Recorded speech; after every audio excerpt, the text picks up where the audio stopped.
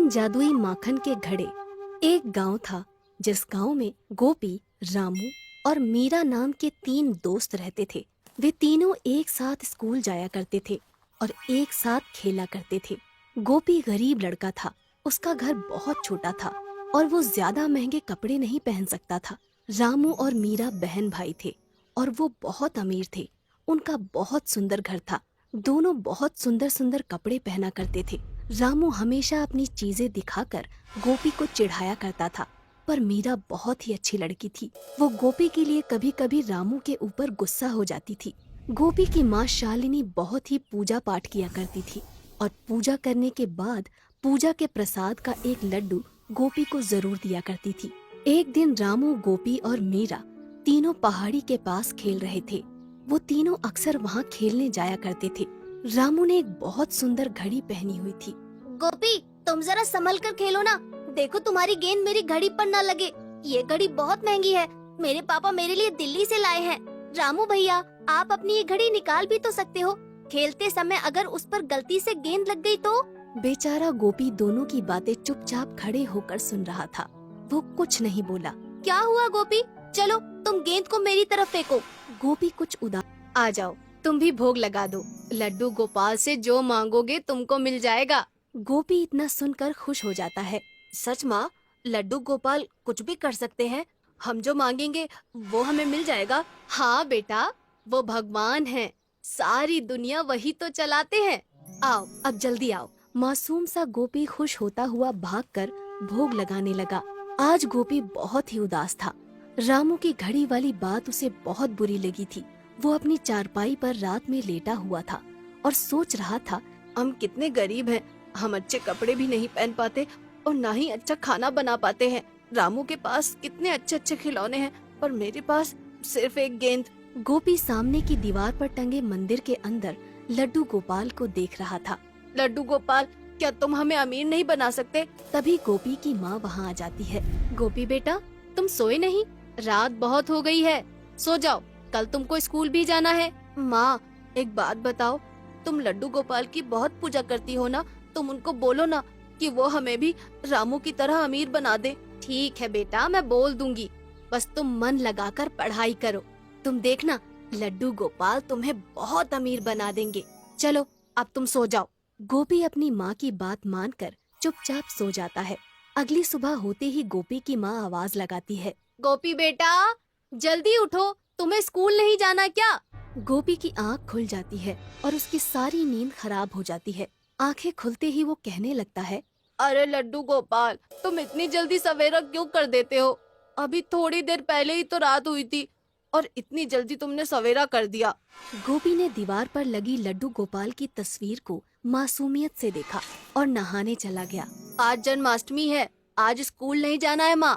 गोपी की माँ हंसने लगती है। बेटा, यही एक अच्छा तरीका है तुम्हें जगाने का। गोपी की माँ ने छोटी छोटी 3 मिट्टी की मटकियों में मक्खन भरकर एक प्लेट में सजाकर वो प्लेट गोपी को दे दी। बेटा गोपी, ये तीनों मटकियाँ मंदिर के पास एक रस्सी से बांध दो। गोपी ने पूछा कि इन मटकियों में क्या है। इन मटकियों में मक्खन है और हम आज लड्डू गोपाल को माखन का भोग लगाएंगे। कहते हैं मंदिर में मक्खन की मटकियाँ रखने पर रात को कृष्ण कन्हैया स्वयं आ जाते हैं और माखन खा लेते हैं, और जिसका माखन उन्हें पसंद आ जाता है उसकी सारी मनोकामनाएं पूरी हो जाती हैं।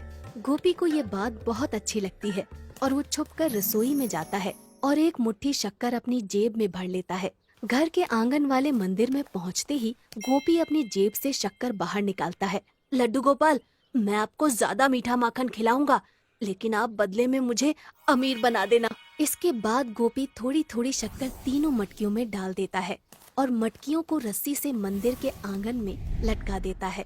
माँ, मैं खेलने जा रहा हूँ। मैंने मंदिर में माखन की मटकियाँ रख दी है। बेटा, शाम को जल्दी आ जाना, आज जन्माष्टमी पूजा है। गोपी अपनी गेंद को लेकर टहलता हुआ पहाड़ों के पास उसी नदी के पास चला जाता है जहाँ वो अक्सर अपने दोस्त रामू और मीरा के साथ आता था। वहाँ जाकर गोपी की नजर एक फूलों वाले पेड़ पर पड़ती है। गोपी सोचता है कि ये कितना सुंदर पेड़ है, चलो इसके नीचे ही बैठ जाता हूँ। गोपी वहाँ बैठकर अपनी गेंद को उछाल उछाल कर खेलने लगता है। कि तभी उसकी गेंद उसके हाथों से छूटकर नदी में जा गिरती है और गोपी को तैरना नहीं आता था, इसलिए वो मायूस होकर वापस लौट आता है।